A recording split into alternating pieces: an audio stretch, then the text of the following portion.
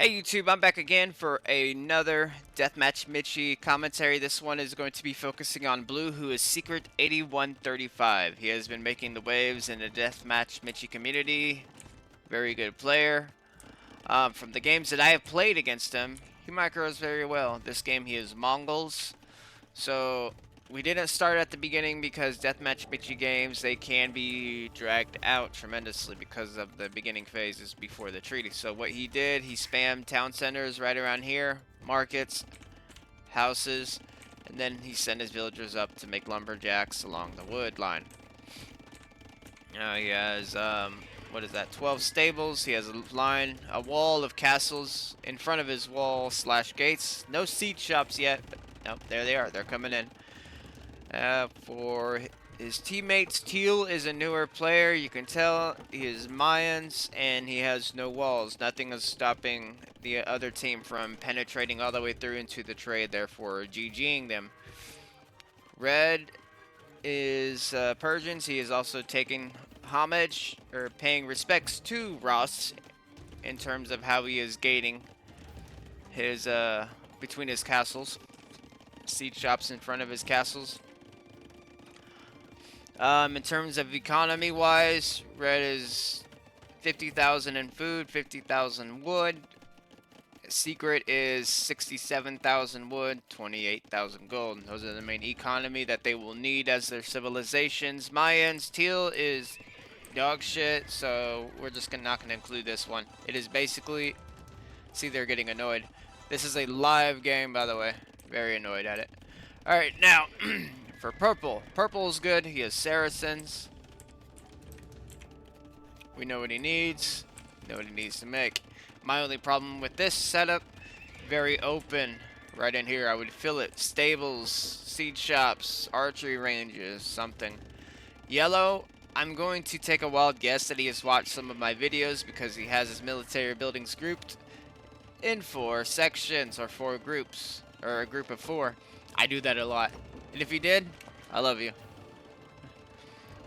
Green is, what is he, Spanish? Weird, odd way of playing. But the walls will come in handy. How he is setting everything up will come in handy if Secret pushes him.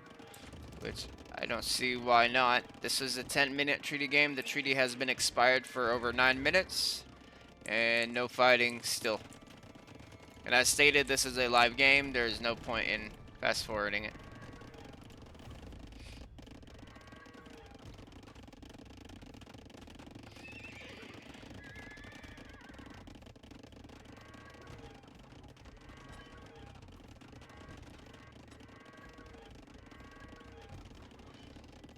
The only thing I don't really enjoy about watching Mitchie games is it's very, it's a waiting game.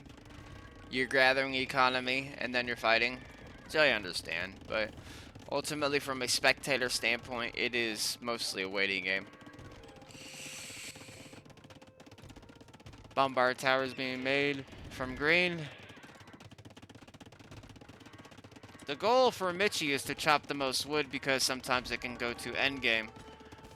And if you can prevent your opponent from chopping that wood, it's going to benefit you and your team the most. Especially civilizations like Saracens who need wood, mostly for their siege onagers. Civilizations like Persians need wood for their farms, for their elephants. Civilizations like Mongols need wood. A lot of wood. A whole lot of fucking wood for their siege. Because that's where Mongols is best at, I believe.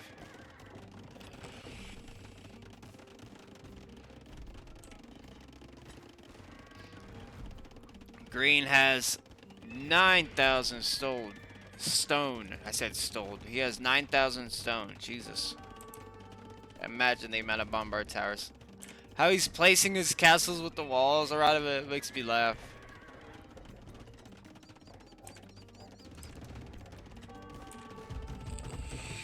We have an opening right here. And about to be an opening right here. I'm going to go and switch over to capture rates so that way I can actually watch the fight as it goes. That's why I do prefer Capture Age whenever you're trying to watch the battles. And there goes the music. Switching back over here. Highlight this whole region.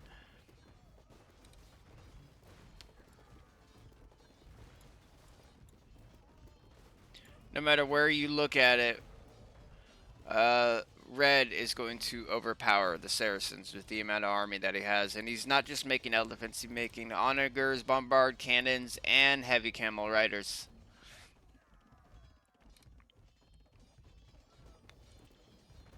So he is playing how he should be playing as a Persians, which is nice.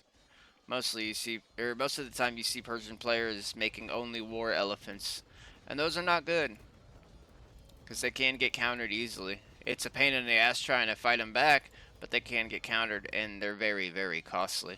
Over here on Secret and Green side of the map, closely an even fight. Slight advantage to Secret. In the middle, Teal, the newer player. Oh look, he does have a wall finally. So we have Byzantines versus Mayans, and I'm going to say a strong advantage to the Byzantines. I'm ignoring this little bar right here. Reason I say that is because of gunpowder. The gunpowder is going to come in huge, as are the paladins if he spams them. Purple as Saracens is making his entry, or making entry over here into the side. So a large force of elephants, backed by onagers. Those onagers will get destroyed by camels if purple micros them correctly. And green is getting overwhelmed by Secret.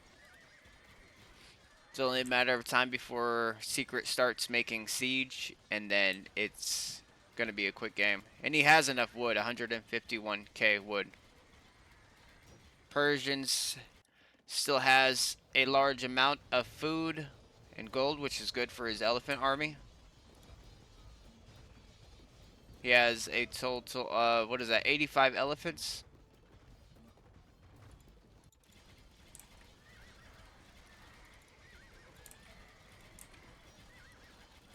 More paladins coming in from green. He might be able to combat the Mangudai. Should be able to combat the Mangudai.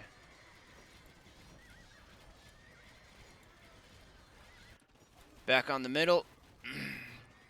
Teal is somehow holding this little small gap with the plumbed archers, but it's not going to last.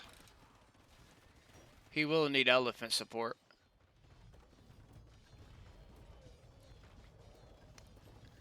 Even further into purple's base, red is advancing. And more elephants to come. What is that? 19 elephants on the way. Still a large force of Mamluks and camels to deal with right here, but that's nothing.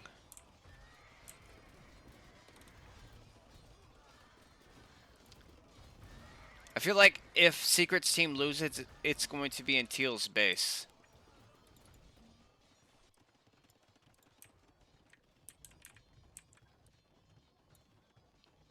Lot of Mamluks right here. They're going to destroy these elephants. The onagers might be able to knock them out, but we'll see if he micros correctly. Over here, Secret still is the potential victor of this fight. Where's his camels going? They're in the trade. I didn't realize that. Okay. Purple made his way into the trade. From where, I don't know. It's hard to say.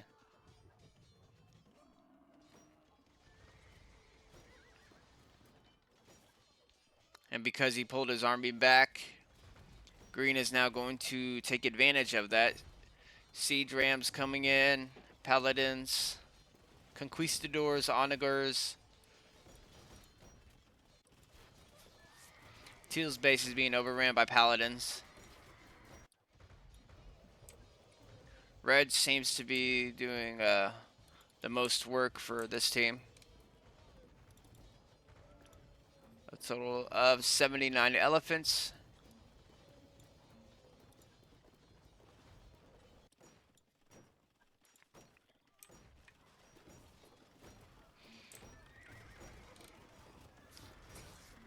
Teal's base is falling.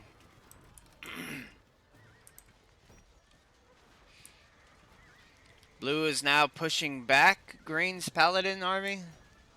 He has his stables set to gathering right here, which is going to confuse the shit out of Secret's army.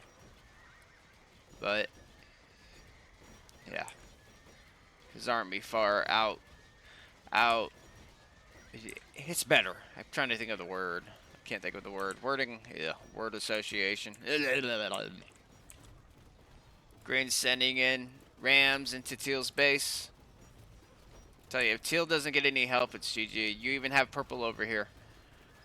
Purple, so now it's a 3v1 situation in front of Teal's base. He needs assistance.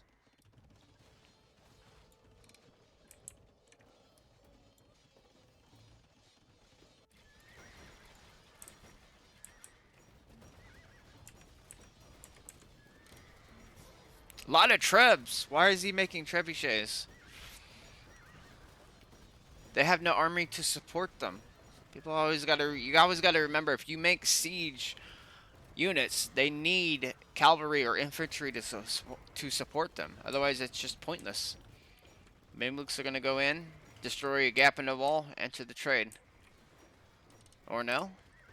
That's what I would do. Where's he running back from? Okay, I get that.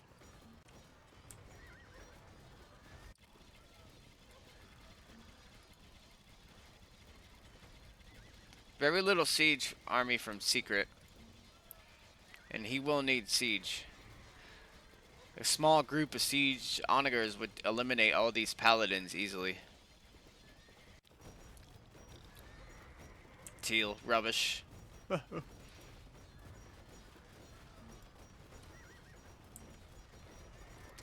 Well, you took Mayans, man. You don't take Mayans in this game.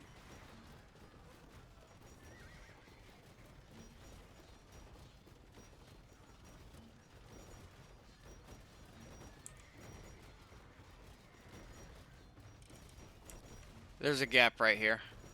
They're just going in. That's all they have to do. They just have to go in. Teal's dead. Mamluk's going in here. Not?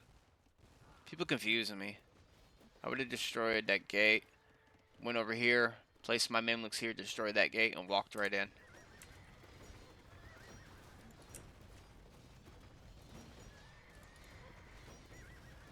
Yeah, yellow has fully advanced now.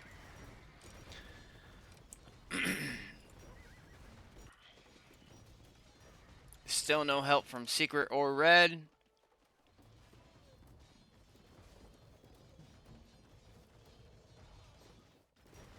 Game's basically over. It's over. The amount of economy now at this point doesn't matter. Secret and Red didn't pay attention. Blue and Red never paid attention to what was going on in Teal's base. They just basically fought a 1v1 in front of them.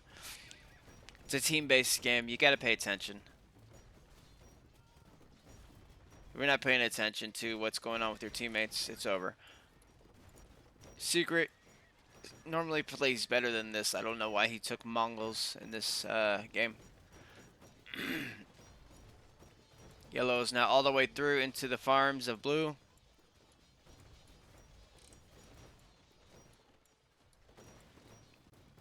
And he's put up a wall, stopping Red from doing anything. But it doesn't matter because Red wasn't doing anything to help Teal in the first place. I'm going to go ahead and cut this off, though. So, you guys have a good one. Thank you for tuning in. And always pay attention to your teammates. See you, YouTube.